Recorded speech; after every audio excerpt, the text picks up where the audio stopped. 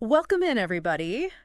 Ready to dive deep into e-commerce. Always ready to dive deep. You guys sent in a ton about Amazon and Yeah. its competitors. Everything from, Right. the straight numbers, sales figures, workforce sizes, even stuff about the founders themselves. Yeah, their backgrounds and all that. Yeah. Buckle up, because I think we're going to find some pretty cool stuff here. I think it's really interesting. We're not just looking at companies, It's how people shop, Oh, for sure. how businesses adapt, the global impact. Yeah. It's a snapshot of where commerce is going in the digital age. Okay, so let's just address the elephant in the room right away. Amazon. 2023 revenue, $513 billion. Staggering. It's mind-boggling. But what's interesting is what that represents, right? Yeah. It's not just about Amazon's success. It's a sign that consumer behavior is That's right. changing dramatically. Right. We rely on e-commerce for pretty much everything now. I mean, that revenue figure is like a barometer for the whole industry. Totally. And, it really highlights the challenge for everybody else. Yeah. How do you compete with a company that's basically become synonymous with online shopping? That's the question, right? And we've got sources here that dive into that. Walmart, eBay, Etsy, even TikTok, Facebook. While trying to get a piece. Trying to figure it out. But before we get to the challengers, Right. let's break down what makes Amazon so formidable in the first place. Over 300 million active customers. Wow. 350 million products. Global workforce of 1.5 million. It's massive. The scale is just massive. It's not just about size, though. Wow. It's about how they leverage it. Right. Their logistics network, for example.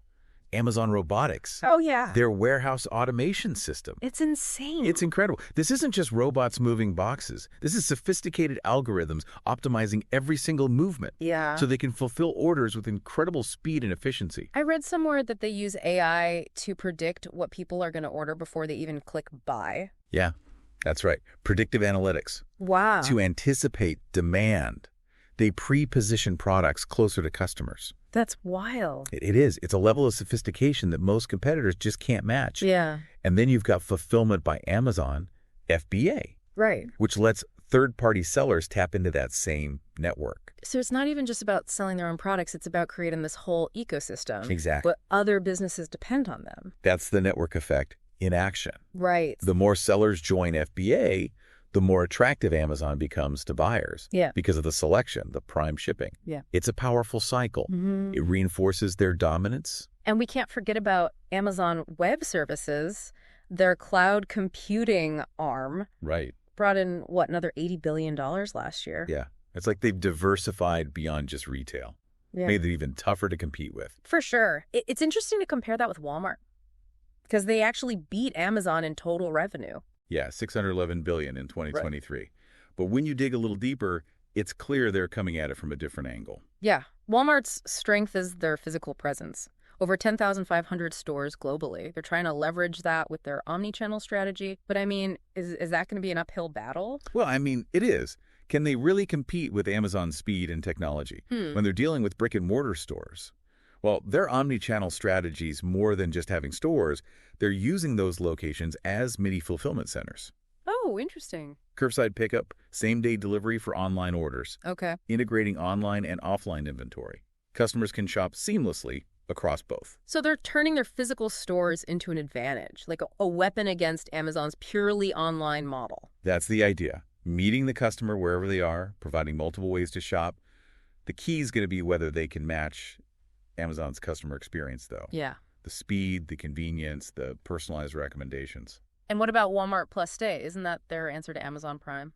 It is, but it's still struggling to gain that same level of adoption. Right, because Amazon Prime is basically a cultural phenomenon at this point. It is. Free shipping, streaming services, all those perks. It's powerful. It's a loyalty program that Walmart is still trying to figure out. Okay, so we've got Amazon dominating with technology, this ecosystem, Walmart trying to fight back with their physical stores. What about some of the other players? Yeah. I know we got eBay in the mix here. They seem to be carving out their own niche. What's their strategy? So eBay, they've embraced a different model. they're not trying to be everything to everyone. Right. They're focusing on the unique items, vintage goods, collectibles, stuff you can't easily find elsewhere. It's like the digital equivalent of a flea market or antique shop. Exactly. And their auction-based system is a big part of that. Adds excitement, discovery you don't get with traditional online shopping. Right, but isn't that also a limitation? I mean, that seems like a much smaller market. It is. Their auction model, it can be a strength and a weakness. It limits their audience to those specifically seeking those types of items. Yeah. And they're facing competition from Amazon's own secondhand marketplace, Amazon Renewed. Yeah, it seems like Amazon's constantly expanding, trying to cover every possible shopping need. What about Etsy? Yeah. They're in the mix, too. Champion of handmade and vintage goods. How are they holding up? Etsy's done a really good job at building a brand around supporting small businesses, artisans. Yeah? They've tapped into that growing desire for unique, handcrafted items, cultivated a strong sense of community among sellers and buyers. It seems like they're appealing to a different shopper, right? Absolutely. One who values quality over quantity, Right. who wants to support independent creators. They're tapping into the conscious consumer movement, where people are more aware of the ethical and environmental impact of their purchases. But doesn't Amazon have their own handmade marketplace? They do. So they're competing directly with Etsy there. They are. And that's a significant challenge for Etsy. Amazon's size, their logistical capabilities are formidable. Yeah. But Etsy has a strong brand identity, loyal customer base, Right. values their commitment to small businesses and ethical sourcing. Okay, so it seems like all the challengers are trying to find their own angle, their own way to differentiate themselves from Amazon. But then we've got the up-and-comers, TikTok, Facebook Marketplace. What are they bringing to the e-commerce table? These platforms represent the rise of social commerce. Yeah, And that's something that's particularly appealing to younger demographics. for sure. TikTok Shop, even though it's still new, has incredible potential. I mean, it's massive, the user base on TikTok. So it's not just about watching funny videos anymore. It's about buying things right there in the app. But aren't there some concerns with these platforms? For sure. About regulation, about trust? You're right. TikTok's facing scrutiny. Yeah. Facebook Marketplace has had its issues with scams and counterfeit products. Right. Building trust, ensuring a safe experience is going to be crucial. And of course, we have Google Shopping. Right, which is kind of like a giant search engine for products. Exactly. Aggregates listings from all sorts of retailers. Compare it prices, find deals. Their strength is the integration with Google Search. Yeah. I mean, you're literally a few clicks away from finding what you're looking for. But don't they lack control over inventory, logistics? I mean, they're not actually selling the products themselves, right? Right. They're more of a discovery platform Okay. than a complete shopping experience. Yeah. They rely on the other retailers to handle the fulfillment, customer service, all of that. So we've got this fascinating landscape. We do. Amazon's the dominant force, but we've got established players like Walmart and eBay trying to adapt. Newer platforms like TikTok and Facebook trying to disrupt the game. It's like a constant evolution of how we buy and sell things. It really is. But it's not just about the companies themselves, right? Right. What about the people who built these empires? Yeah, the founders. We've got some sources here that give us a glimpse into their minds, and I think that's where things get really interesting. It's true. These aren't just faceless corporations. These are real people with their visions, their motivations, and their stories are as fascinating as the businesses themselves. So let's start with the man himself, Jeff Bezos. He didn't just found Amazon, he practically invented modern e-commerce. Right. Leaving a secure job on Wall Street to start an online bookstore, that takes guts. It really does. It speaks to his visionary thinking. He saw the potential of the internet long before most people even had email addresses. And it wasn't an overnight success. I mean, they started small. Took years of relentless focus, innovation to get where they are today. And that's a key takeaway here.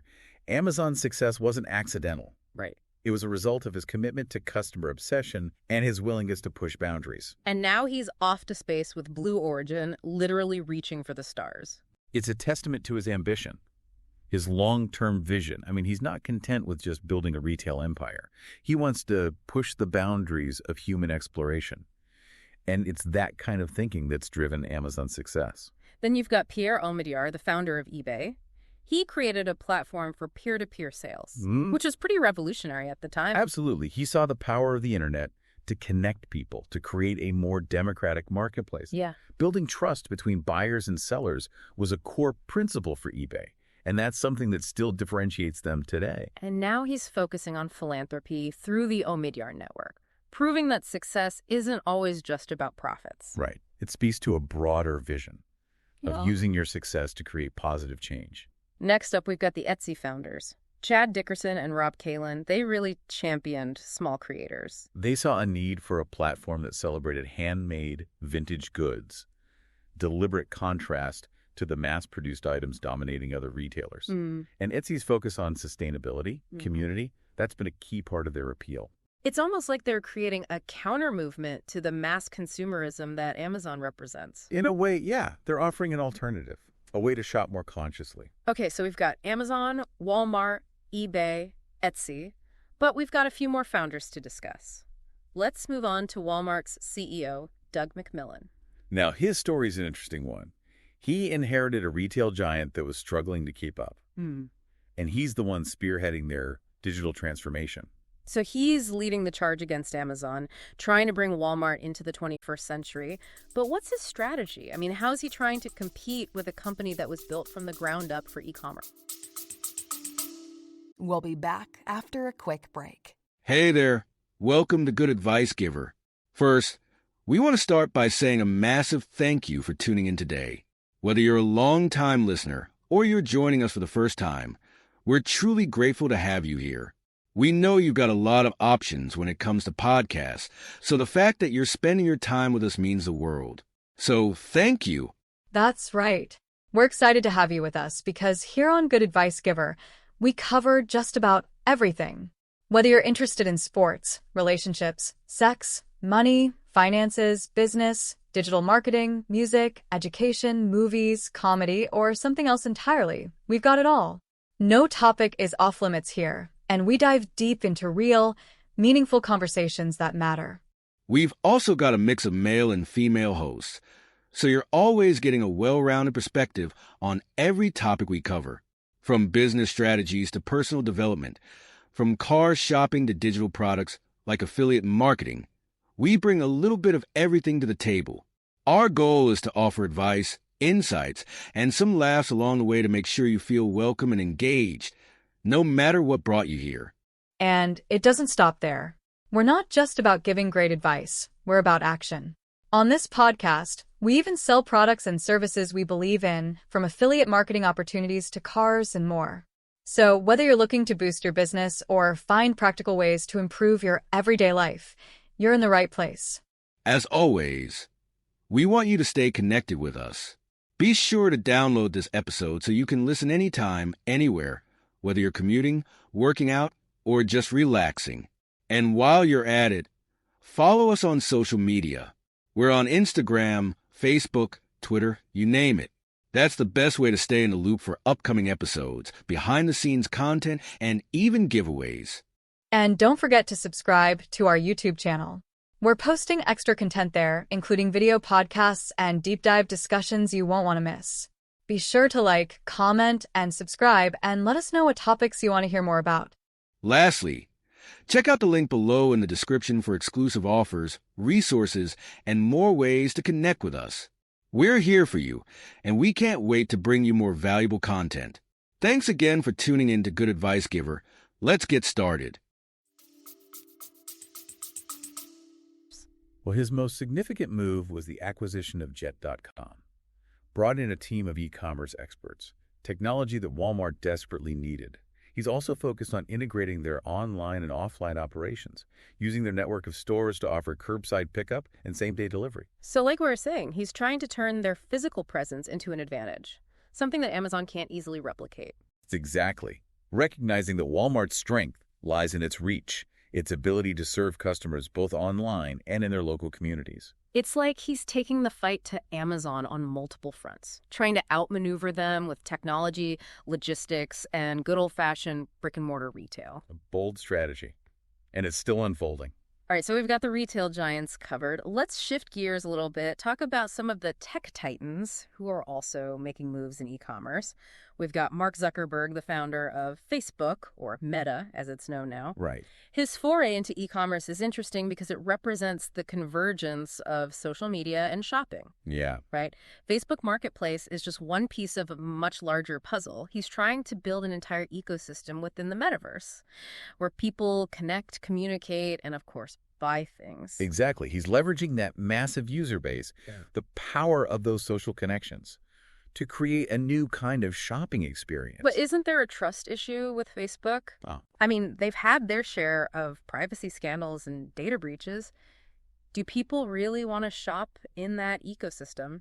That's a valid concern. Yeah. And it's something Facebook's going to have to address if they want to gain traction in e-commerce. Yeah. They're going to have to convince people that their data is safe. Yeah, it's almost like they're trying to overcome their own reputation at the same time as trying to reshape the future of shopping. It's a pretty ambitious undertaking. It is. And it's going to be interesting to see how it plays out. I mean, Facebook has a history of disrupting industries, Yeah. so you can't underestimate their potential.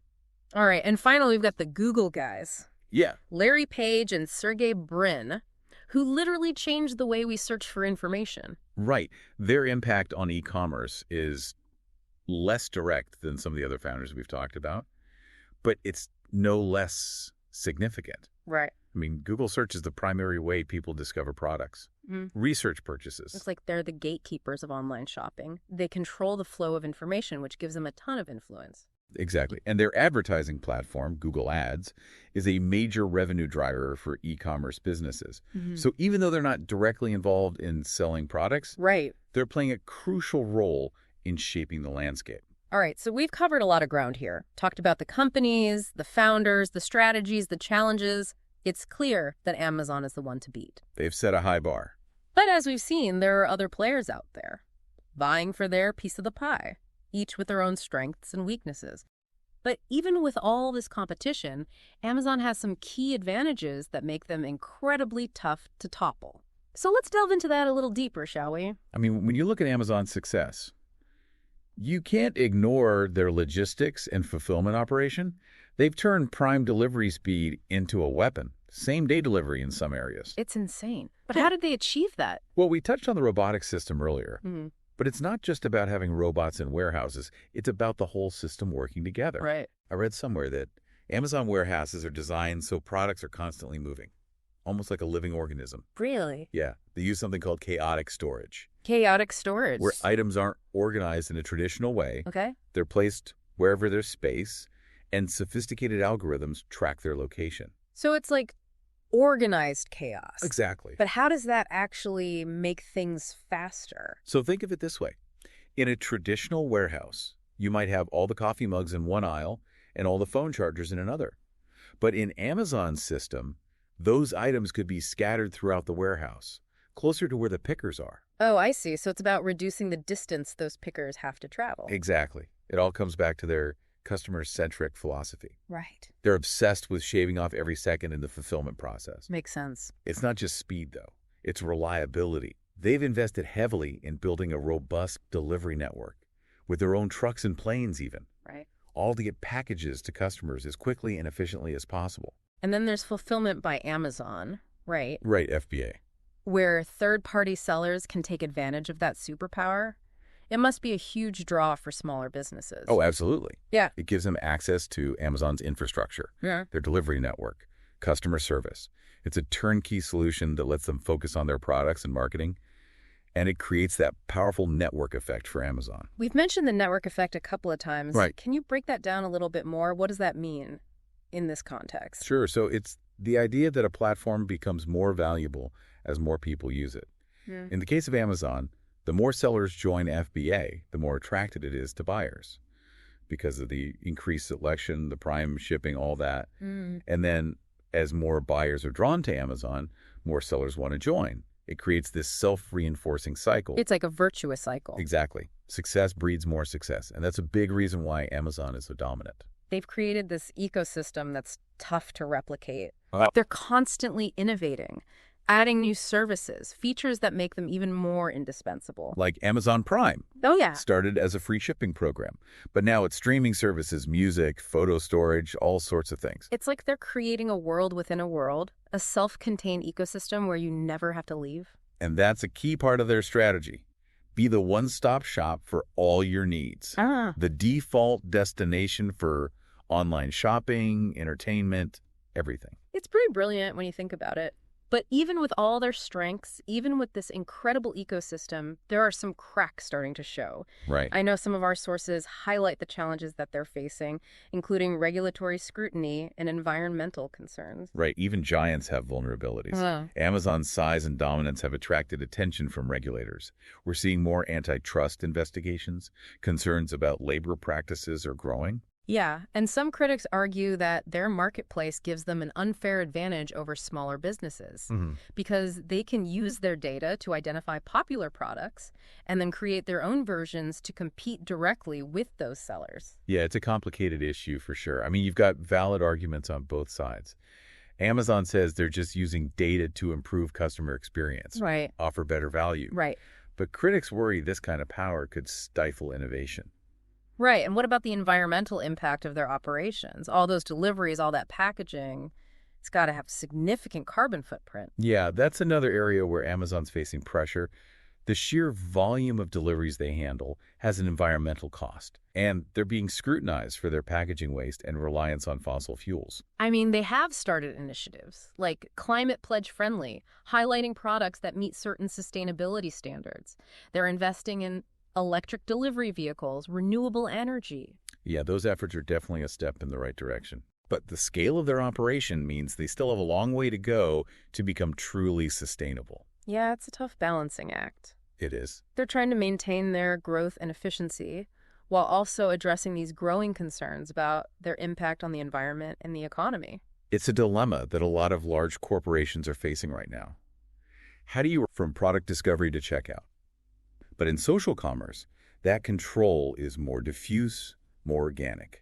And then there's the growing demand for sustainable and ethical practices. We talked about this with Amazon, but it's something that all e-commerce companies are going to have to deal with. For sure, consumers are more aware of the impact their purchases have on the environment, on society. Yeah. And they're looking for brands that share their values. And that's where companies like Etsy have an advantage. Their focus on handmade, vintage goods naturally lends itself to sustainability and ethical sourcing. Exactly.